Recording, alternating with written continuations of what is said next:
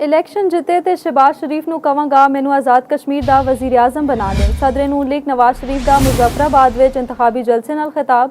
ਮੁਜ਼ੱਫਰਾਬਾਦ ਦੀ ਆਵਾਮ ਦੇ ਸਾਰੇ ਮਸਾਇਲ ਹੱਲ ਕਰਾਂਗੇ। ਮੁਜ਼ੱਫਰਾਬਾਦ ਲਈ 10 ਗ੍ਰੀਨ ਬੱਸਾਂ ਤੇ 15 क्लिनिक ऑन व्हील्स का ऐलान।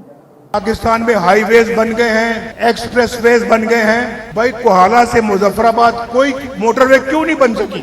मुजफ्फराबाद नहीं बल्कि मानसेरा से लेके मुजफ्फराबाद, मुजफ्फराबाद से लेके मीरपुर, दरियाए झेलम के साथ साथ एक खूबसूरत तरीन मोटरवे बननी चाहिए। इलेक्शन में अगर हमें कामयाबी मिलती है ना तो मैं शहबाज शरीफ से मेरा दिल चाहता है कि मैं उनको कहूँ कि आज़ाद कश्मीर का मुझे वज़ीर आज़म बना दें।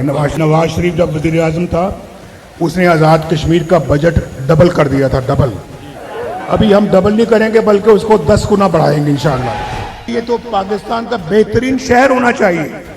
तो मैंने मुजफ्फराबाद को मैंने कहा, मरियम को मैंने कहा देखो जो कुछ तुम पंजाब में कर रही हो मरियम, वही कुछ यहाँ पे मुजफ्फराबाद में और आज़ाद कश्मीर में होना चाहिए।